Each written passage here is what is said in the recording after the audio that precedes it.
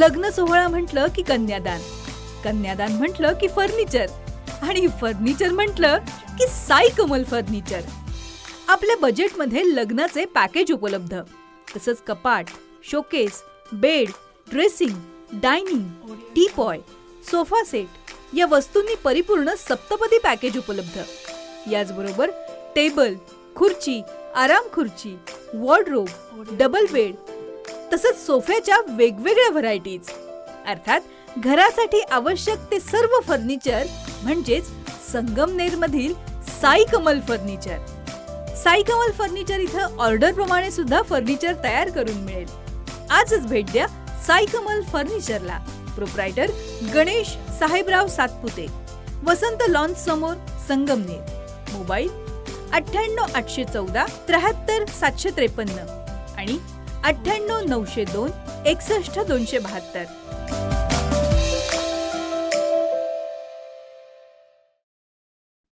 संगमनेर तालुक्यातील जोर्वे येथील जिल्हा परिषद प्राथमिक शाळेच्या मुख्याध्यापिका लता भागाजी कडणे गडाख यांचा सेवापूर्ती आणि कृतज्ञता सोहळा अनेक मान्यवरांच्या उपस्थितीमध्ये मोठ्या उत्साहात पार पडलाय. तर या सोहळ्यासाठी ज्येष्ठ साहित्यिक आणि शिक्षक नेते डॉक्टर संजय कळमकर, पंचायत समितीचे गटविकास अधिकारी प्रवीण सिनारे, नाशिकचे उपशिक्षणाधिकारी तेजश्री पवार, विस्ताराधिकारी कैलास भागवत, विस्ताराधिकारी मंगला कलगुंडे, जोर्वेच्या केंद्रप्रमुख स्मिता धनवटे, जालिंदर गडाख, विठ्ठल ढेरंगे, सखाराम कडणे, शांताराम कडणे, आरबी रहाणे, सुभाष रहाणे, धनंजय आरगडे, अशोक गडाख, विकास गडाख, सीताराम कडणे, प्रीती दिघे, आशा घुले, विवेक कासार, संजय कडलक, गोकुळ दिघे आदींसह मान्यवरांची उपस्थिती होती. यावेळी शिक्षक, पालक प्रतिनिधी तसेच संजय कडलक, उपशिक्षणाधिकारी तेजश्री पवार, गटविकास अधिकारी प्रवीण सिनारे यांनीही आपापली मनोगत व्यक्त करत लता कडणे गडाख यांना सेवापूर्तीच्या शुभेच्छा दिल्यात. आचार्य नेहमी हर्षमय असणाऱ्या आणि सत्कारण करणाऱ्या श्रीमती लता कडणे गडाख मॅडम यांचा जन्म 15 जुलै 1968 रोजी चंद्रापुरी या गावी कडणे कुटुंबात झाला. घरामध्ये 2 भाऊ आणि बहिणी असा मोठा परिवार. सगळ्यात अर्थात असं नाही, पण प्रयत्नवादी कधी अयशस्वी होत नाही, कधी अयशस्वी होत नाही. आजी, तुम्ही शाळेतून निवृत्त होत आहात, पण शिक्षक कधीच निवृत्त होत नाही. तुमच्या हातून घडलेले हजारो विद्यार्थी हेच तुमच्या आयुष्यभराचे कार्याचे सर्वात मोठे यश आहे. लहानपणी श्रवण आणि मी शाळेत असताना खूप वेळा आजीसोबत राहिलो, कारण आमचे पप्पा आर्मीमध्ये होते. आजी आणि बाबा दोघेही आम्हाला खूप जीव लावायचे आणि अजूनही लावतात. कधी मम्मी रागवली तर आजी नेहमी आमची बाजू घेऊन बोलायच्या. आजीचा स्वभाव जेवढा करारी तेवढाच प्रेमळ आहे. केंद्र मुख्याध्यापक जोर्वे किंवा कोणत्याही शाळेमध्ये कासार साहेब केंद्र मुख्याध्यापक काम करताना त्या माणसाच्या त्या खुर्चीला खूप व्याप असतो.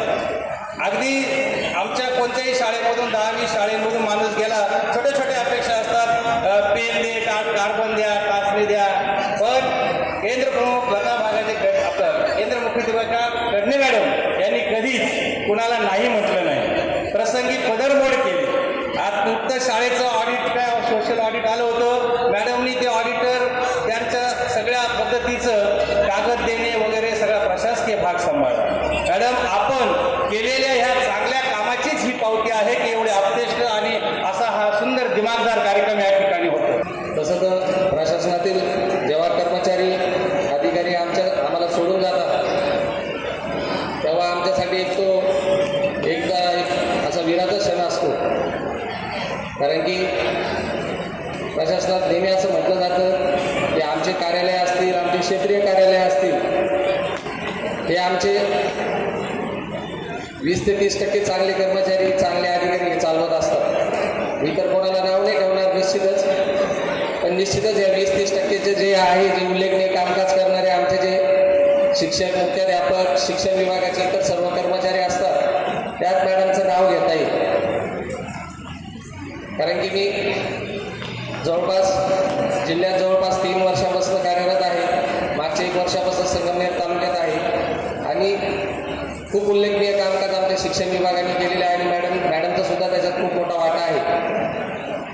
मान्य येरेकर सर असताना भंडारी सरांच्या कालावधीत सुद्धा आपण माझ्या विद्यार्थ्यांना आवाहन करून आपल्या शाळेंना त्यांना काय काय दान करता येईल असं एक आवाहन केलं होतं आणि खूप मोठ्या प्रमाणात आपल्याला माजी विद्यार्थ्यांनी त्या आव्हानाला प्रतिसाद देऊन खूप मोठ्या स्वरूपात देणगी दिली होती आणि यात आमच्या शिक्षण विभागातील सर्व केंद्रप्रमुख असतील, मुख्याध्यापक असतील यांचा खूप मोठा वाटा होता आणि निश्चितच मॅडमनी सगळ्या केंद्रांवर जिथं जिथं काम केलं, अशी प्रदीर्घ अशी जेव्हा सेवा केली, 38 वर्ष अशी सेवा झालेली आहे मॅडमची आणि अशा व्यक्तींनी जेव्हा आव्हान केलं तर आम्हाला त्याचं खूप चांगलं आउटकम दिसून आलं.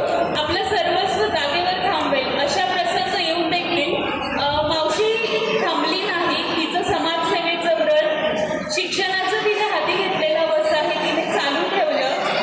माझ्यासाठी एक मावशी नाही तर एक मैत्रीण म्हणून ती नेहमीच होती. कुठलीही छोटी मोठी गोष्ट असेल किंवा आयुष्यातली कुठलीही मोठी गोष्ट असेल, माझा पहिला फोन हा मावशीला असायचा.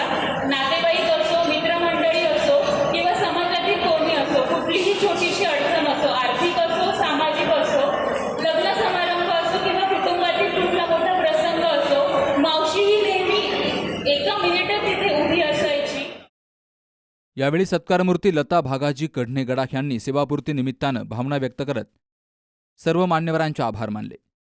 तर ज्येष्ठ साहित्यिक आणि शिक्षक नेते डॉक्टर संजय कळमकर यांनी सेवापूर्ती निमित्तानं लता कढणे गडाख यांना शुभेच्छा देऊन मार्गदर्शन केलं. आज मी नोकरीतून निवृत्त होत आहे, पण नात्यातून नाही. तुमचं प्रेम, स्नेह, आठवणी या सर्व गोष्टी हृदयात कायमच जपून ठेवीन. या सर्व प्रवासात माझ्या कुटुंबाने माझ्यासाठी जे काही केलं त्या ऋणातून माझी कधीच उतराई होणार नाही. माझे पती माझ्या प्रत्येक निर्णयामागे उभे राहिले. माझ्या मुलांच्या बालपणीचे काही क्षण मी चुकवले. त्यांच्या शाळेतील कार्यक्रमाला मला उपस्थित राहता आलं नाही, परंतु ते सावरण्याचं काम माझ्या प्रियजनांनी, माझ्या सर्व नातेवाईकांनी केलं. माझ्या मुलांनी त्याबद्दल मी जरी उपस्थित नसले तरी कधीही तक्रार केली नाही. माझे आईवडील, बहीण भाऊ यांनी दिलेले संस्कार, प्रामाणिकपणा आणि कष्टाची शिकवण हेच माझं सर्वात मोठं भांडवल आहे. आदरणीय बंधू, त्यांच्याबद्दल बोलाय तर माझ्याजवळ शब्दही अपुरे पडतील. नेहमीच माझ्या मागे गंभीरपणे उभे राहिले. माझ्या यशात, जीवनाच्या क्षणात आणि आनंद असो की दुःख माझे आधारस्तंभ म्हणून बनले. खूप कष्ट करून मला शिकवले. स्वतः झिजले पण आम्हा भावंडांना कधी काही कमी पडू दिले नाही. खरं तर असे बहीण भाऊ मिळणे ही खूपच भाग्याची गोष्ट आहे.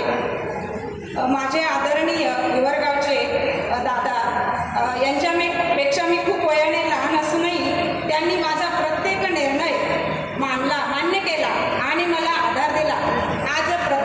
दादा, आज मला तुमची प्रकर्षाने जाणीव, तुमची उणीव होत आहे.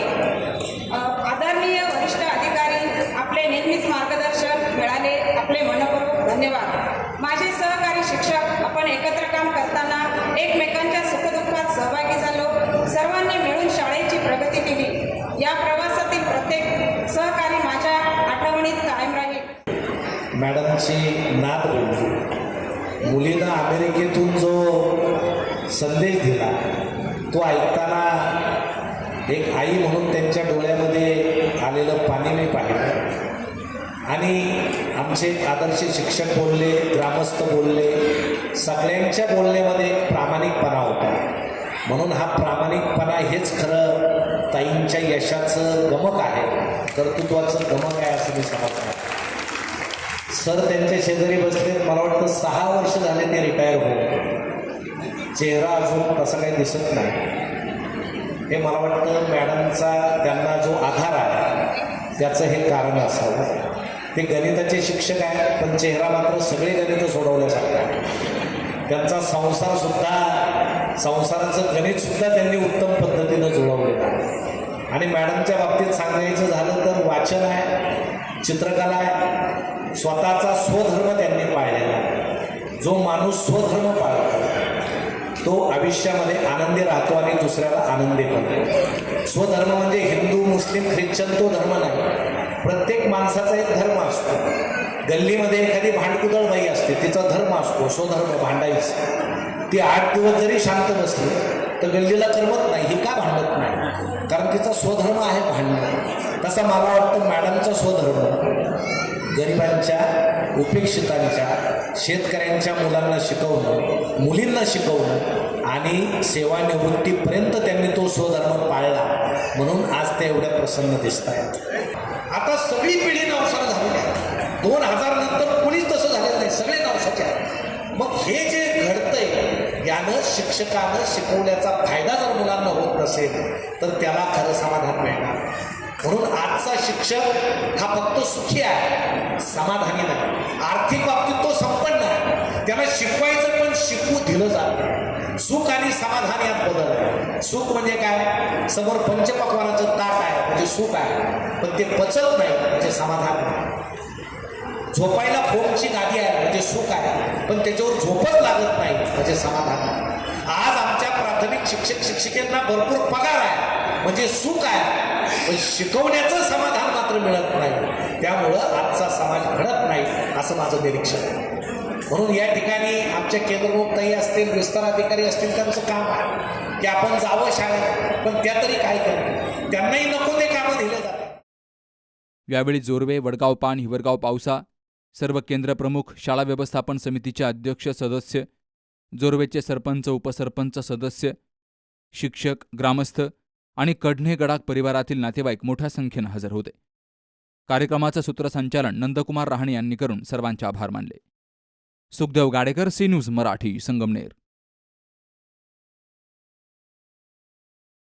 सुनबाई, आजही चहा काल सारखाच बनव. अग, कोणती नवीन चहापत्ती आणली आहेस का? काय ग, कालच्या चहाचं रहस्य काय आहे? प्रत्येक चांगल्या चहासाठी आवश्यक आहे राजहंस दूध. चहापत्ती तीच, फक्त दूध नवीन. तुम्ही फक्त दूध बदला. राजहंस दूध आणा आणि असा मस्त चहा बनवा.